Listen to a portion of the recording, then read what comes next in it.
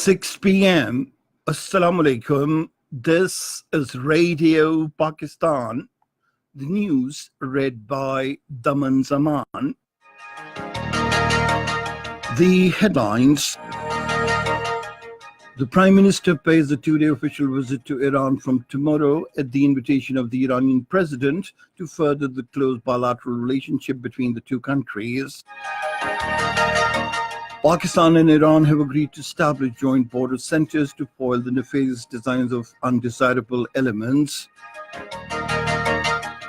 The Prime Minister says Pakistan will continue to take all possible measures for the welfare of the Afghan people. The Railways Minister has said Pakistan and China will sign a preliminary agreement for the design of ML1 project during the upcoming visit of the Prime Minister to China. Khyber Pakhtunkhwa government has expedited the merger of tribal districts with the province for rapid development of the region. In Turkey, 4 soldiers have been killed during clashes with the outlawed Kurdistan Workers' Party in Hakkari province. And now the news in detail. Prime Minister Imran Khan will pay a two-day official visit to Iran from tomorrow. He is visiting Iran on the invitation of Iranian President Hassan Rouhani.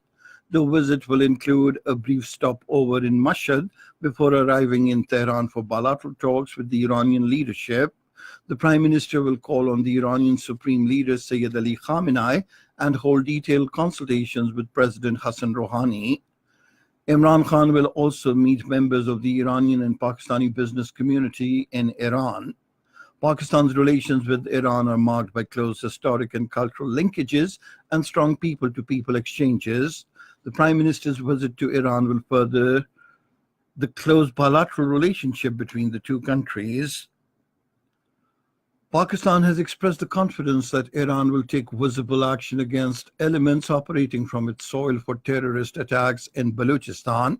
Addressing a news conference in Islamabad today, the Foreign Minister Shah Mahmood Qureshi said Pakistan has shared actionable intelligence with the Iranian authorities after the investigation about the involvement of elements in the recent terrorist act on the coastal highway. He said BRAs, an alliance of 3 Baloch terrorist organizations, carried out the attack which killed 14 people, including 10 personnel of the Pakistan Navy. He said these Baloch terrorist outfits have logistic camps inside the Iranian border. Shah Mahmood Qureshi said he also held a detailed telephonic talk with the Iranian Foreign Minister Mohammad Javad Zarif today and apprised him of the sentiments and the anger of the Pakistani nation on the coastal highway incident. He said the Iranian Foreign Minister condemned the dastardly act and described it as an attack not only on Pakistan but also Iran. He said the Iranian Foreign Minister assured full cooperation to trace out these elements. Shah Mahmood Qureshi pointed out that we have already taken steps to make the border with Iran peaceful. He said these include establishment of new Southern Command and new Frontier Corps.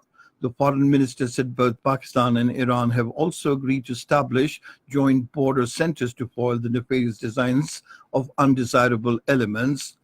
Besides fencing of the border, we will also synchronize border patrolling and exercises to better manage the border. Shah Mahmood Qureshi also expressed the hope that Afghanistan will also take action against the BRA, which has its presence there as well. Responding to a question, the Foreign Minister did not rule out the possibility of involvement of India in the recent terror attacks in Balochistan. He said under a planned conspiracy, insurgency is being fanned in Balochistan. Pakistan officially handed over 200-bed state-of-the-art Muhammad Ali Jinnah Hospital to the Afghan government in Kabul today. The Minister of State for Parliamentary Affairs Ali Muhammad Khan and the Afghan Minister of Public Health Dr. Firozudin Feroz jointly inaugurated the hospital, costing $24 million. The Afghan Vice President Mohammad Sarwar Danish was the chief guest on the occasion. Addressing the ceremony, Ali Muhammad Khan expressed the hope that Jinnah Hospital would be a substantial contribution to the health sector of Afghanistan. He also conveyed the message of Prime Minister Imran Khan that Pakistan would continue to take all possible measures for the welfare of the Afghan people. He said Prime Minister also wished to see a stable, secure, peaceful, prosperous, and sovereign Islamic Republic of Afghanistan. The Afghan Minister of Public Health, Dr. Feroz, expressed his deepest thanks and gratitude for this generous gift by the government of Pakistan. The Afghan minister appreciated Islamabad's immense assistance in the health sector, which also included under construction 100-bed Naib Aminullah Khan Hospital in Logar, costing $19 million, and other completed projects, including Nishtar Kidney Center, Jalalabad. The advisor to the Prime Minister on institutional reforms, Dr. Ishrat Hussain, says economic conditions are on improvement trajectory. Addressing a ceremony in Karachi this afternoon, he said the government is offering a number of incentives to lure foreign investors in various sectors of the economy. He said the investment in development of tourism, housing, and construction will increase job opportunities for the youth of the country. This is Radio Pakistan. The Railways Minister, Sheikh Rashid Ahmed, has said the Main Line 1 project will provide around 150,000 job opportunities. Addressing a press conference in Lahore today, he said Pakistan and China will sign a preliminary agreement for the design of ML1 project during the upcoming visit of Prime Minister Imran Khan to China. He said after the completion of ML1 project, the travel duration from Lahore to Karachi will be reduced to 8 hours. Saudi Arabia has decided to extend the scope of Etamad visa centers in other districts of the Punjab for biometric verification of Hajj and Umrah pilgrims. In the first phase, an Etamad center will be established in Dera Ghazi Khan in collaboration with Saudi Arabia.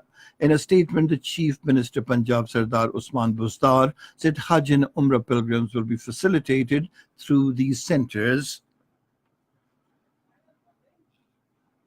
The Khyber Pakhtunkhwa government has expedited the process of merging tribal districts with the province for better administrative management and rapid development of erstwhile FATA. According to an official notification by the Home and Tribal Affairs Department in Peshawar today, 15 political lockups in the merged districts have been declared as sub-jails. According to the details, in District Khyber, 3 lockups have been declared as sub-jails, whereas in tribal districts Kuram, Mamand, Bajor, Orakzai, North and South Waziristan, 2 each lockups have been declared as sub-jails. Similarly, 25 police stations will also be established in the tribal areas for improving the law and order situation. Shab-e-Barat, the night of blessings and forgiveness, will be observed tonight with traditional religious zeal and solemnity. The faithful spend the night at mosques and homes offering prayers and seeking blessings of the Allah Almighty.